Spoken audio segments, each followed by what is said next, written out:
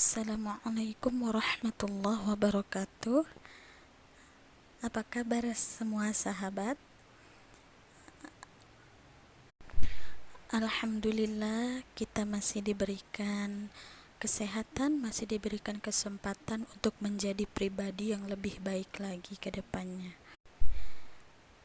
Sekarang kita akan membahas mengenai surah Al-Ahzab ayat 56. Ayat ini seringnya kita dengar. A'udzubillahi minasyaitonir rajim. Innallaha wa malaikatahu yusholluna 'alan nabiy.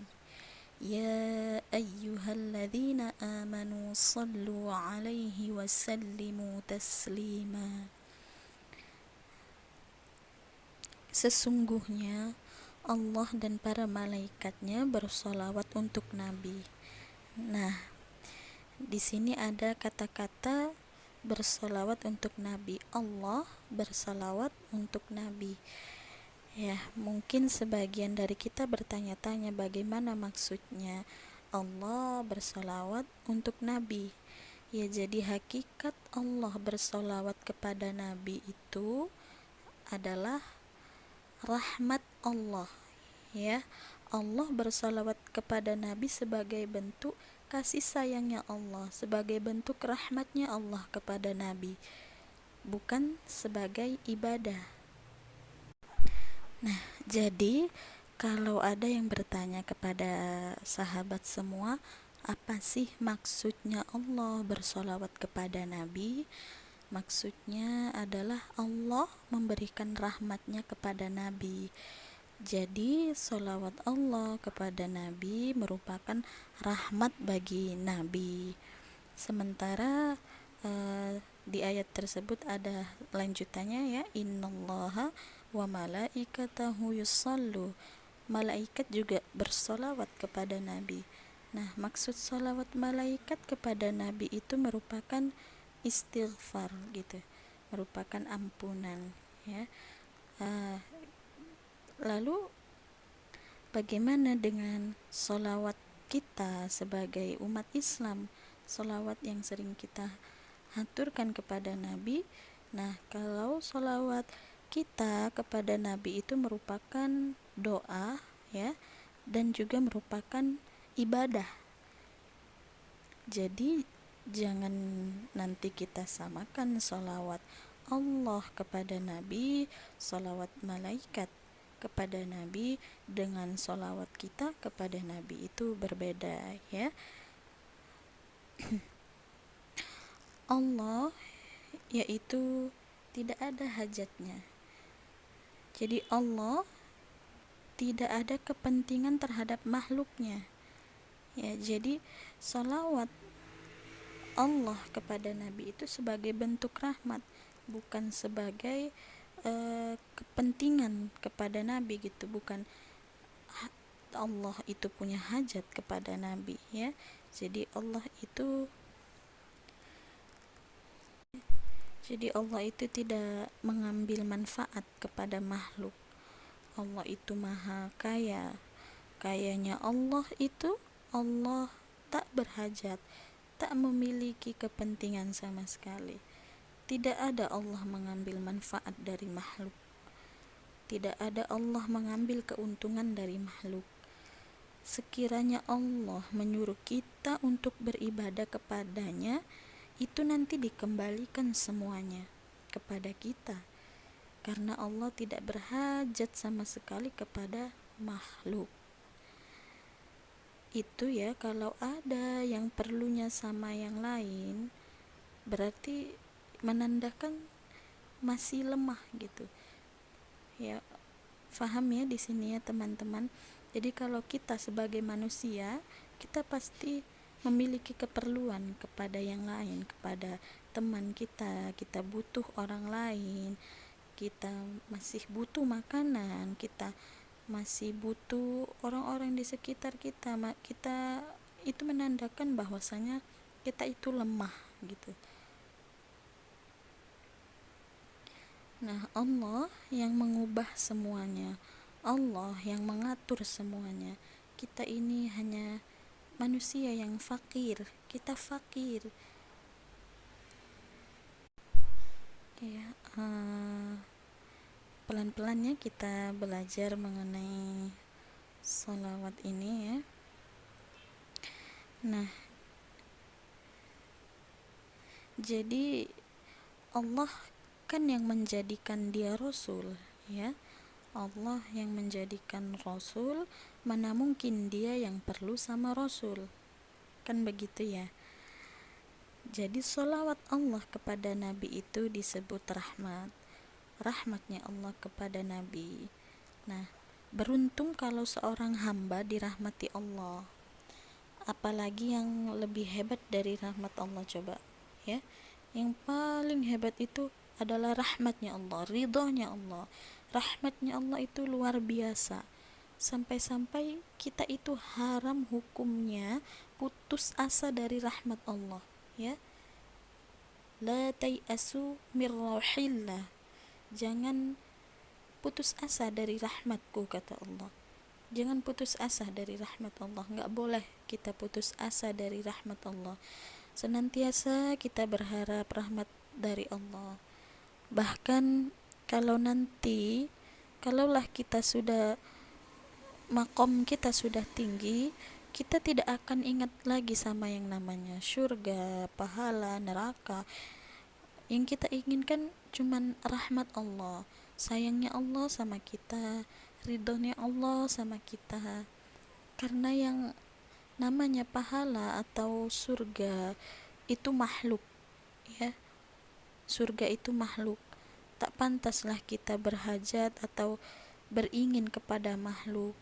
Makhluk itu semuanya ya teman-teman. Surga, pahala itu semua makhluk. Jadi berbuatlah sesuatu hanya untuk mendapatkan keridhaan, mendapatkan rahmat Allah. Cuman kalau untuk kita ini ya, yang orang awam, yang pemula, amalkan ini nanti bakal dapat ini, kan sering gitu ya. Kalau kita sholat duha bakal dapat rezeki yang lancar, kita sholat tahajud dikabulkan semua permintaan kita gitu. Apakah itu salah gitu?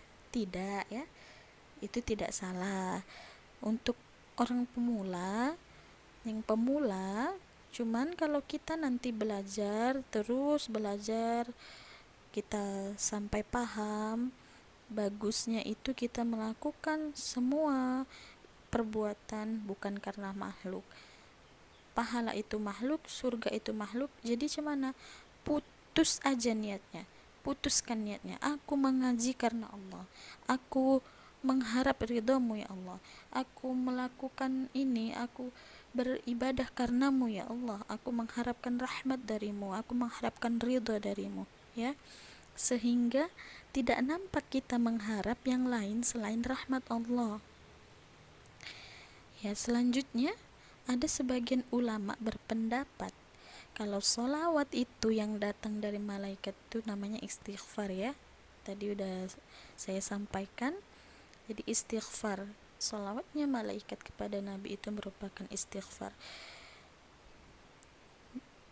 Kemudian sholawat kita sebagai hamba, membaca sholawat itu artinya doa ya, merupakan ibadah juga bagi kita.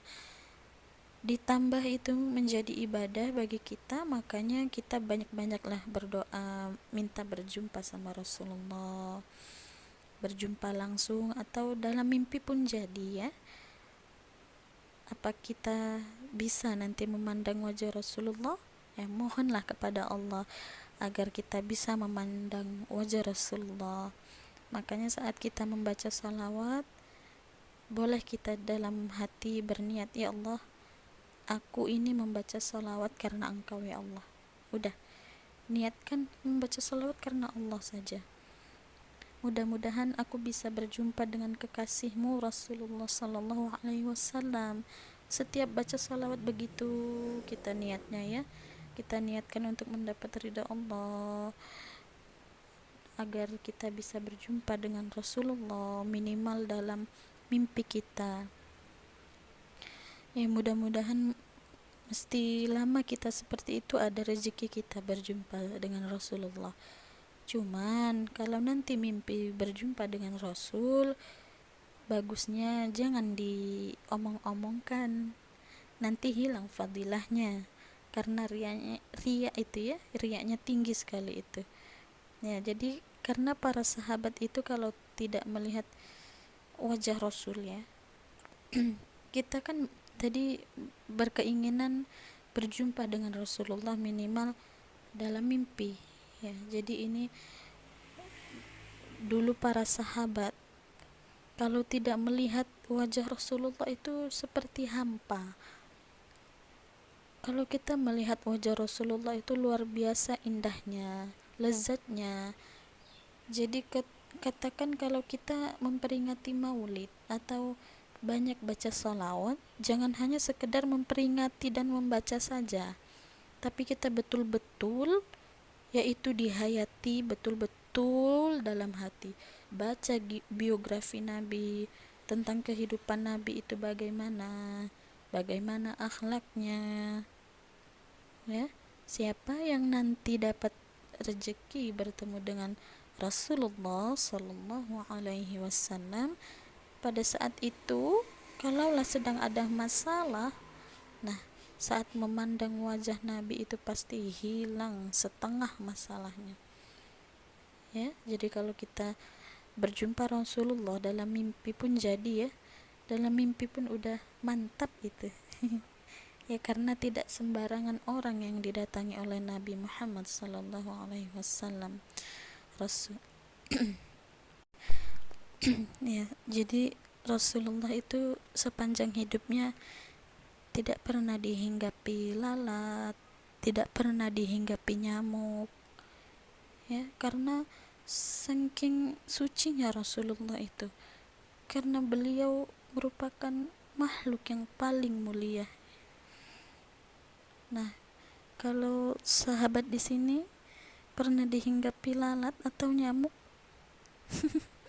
Tiap hari ya, pasti tiap hari kita dihinggapi lalat atau nyamuk. Karena apa? Karena kita ini masih kotor ya. Rasulullah kalau berjalan tidak ada bayangannya kawan. Nah, jika siang hari ini Rasulullah berjalan tidak ada bayangannya. Karena apa? Karena awan selalu melindungi dari matahari ya. Matahari pun segan mengenakan cahayanya kepada Nabi. Kalau memandang wajah si Joko misalnya ya, nggak hilang masalah, malah nambah masalah. Ya, jadi Rasul itu rahmatan lil alamin. Jika kita memandang wajahnya, hilang setengah masalah kita. Tidak pernah dihinggapi lalat, nyamuk, karena sucinya Rasul itu ya. Itulah orang baik ya kawan. Walaupun sudah tidak ada, tapi masih disebut-sebut seperti Rasulullah. Tetap kita ingat, Rasul sejak 1500 tahun lalu wafat, tapi masih kita sebut-sebut sampai sekarang. Itulah kemuliaan yang Allah beri kepada Rasul. Kita pun begitu juga, ada yang disebut-sebut namanya ya, gitu. Meninggal orang disebut-sebut oleh tetangganya, kerabatnya, disebut-sebut namanya, tapi dalam kebaikan ya, berarti orang itu orang baik ya. Ada sebagian sudah meninggal disebut-sebut juga namanya, tapi dalam kejelekan ya, itu nggak bagus. Seperti itu ya. Semoga kita termasuk orang-orang yang baik ya, yang disebut-sebut namanya karena kebaikan-kebaikan semenjak kita hidup di dunia ini ya. Jadi kalau kita selalu disebut nama kita sewaktu kita sudah wafat, itulah tanda kita orang baik ya. Selanjutnya, dan salam Allah dan sejahtera bagi Rasulnya. Itu adalah rahmat Allah kepada Nabi berupa keselamatan. Ya, innallaha wa malaikatahu yusalluna 'alan nabi. Ya ayyuhalladzina amanu sallu 'alaihi wasallimu taslima.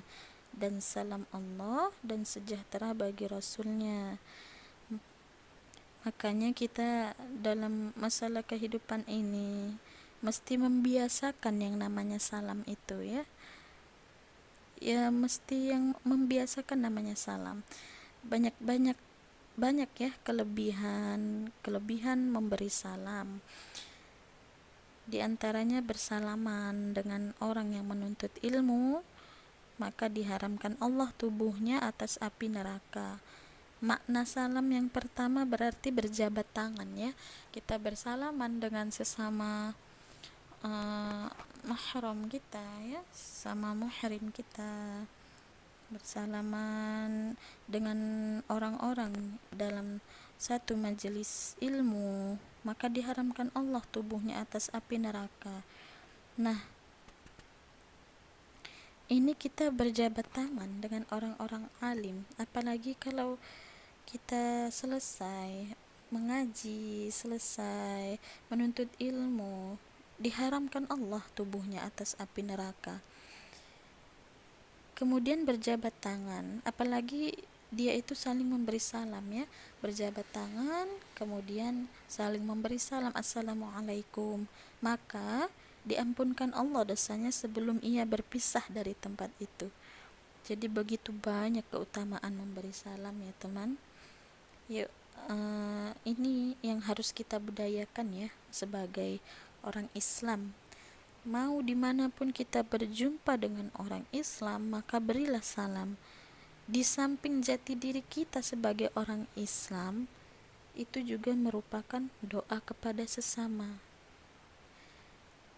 Ya, kalau kita memberi salam terlebih dahulu, maka 9 kebaikan yang diberikan Allah kepada kita yang memberi salam, dan 1 diberikan kepada yang menjawab salam. Ya, padahal memberi salam itu hukumnya sunnah, tapi menjawabnya adalah wajib. Dan orang yang memberi salam lebih dapat banyak kebaikan dari Allah, ya, 9 kebaikan, sedangkan yang menjawab hanya diberikan 1 kebaikan. Nah, jadi kawan-kawan di sini pilih 9 atau 1, ya. Jadi bagi kita umat Islam, cobalah untuk membiasakan memberi salam. Walaupun kita tidak mengenal orang tersebut, tapi kita tahu kita sama-sama orang Muslim, sama-sama orang Islam, berilah salam terlebih dahulu, ya, agar kita saling mengenal, kita saling mendoakan sesama kita, ya, karena itu merupakan jati diri kita sebagai seorang Muslim, ya. Jadi kalau mau dapat 9 kebaikan, beri terlebih dahulu salam, jangan menunggu diberi salam, ya. Kebanyakan kita malu-malu saat ingin memberikan salam kepada teman kita, kerabat kita, gitu, ya. Nah,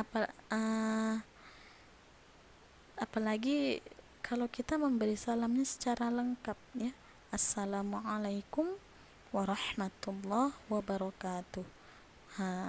Itu udah lebih banyak lagi kebaikan yang kita dapatkan, ya. Jadi kalau kita berjumpa, berilah salam terlebih dahulu, jangan menunggu duluan diberi salam. Oke, ya.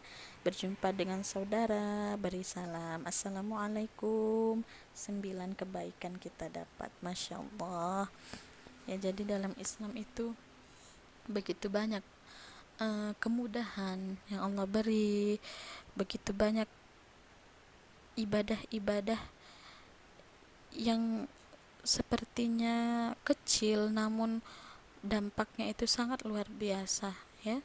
Jadi niatkan apapun pekerjaan kita, kita niatkan karena Allah. Oke, kita niatkan dalam hati kita hanya ingin mendapatkan rahmat Allah, ridha Allah, karena itulah yang terpenting. Ya, sampai sini dulu ya teman-teman. Semoga bermanfaat apa yang saya sampaikan, dan jangan lupa perbanyak salawat kepada baginda Rasulullah Sallallahu Alaihi Wasallam. Terima kasih sudah mendengarkan. Assalamualaikum warahmatullahi wabarakatuh.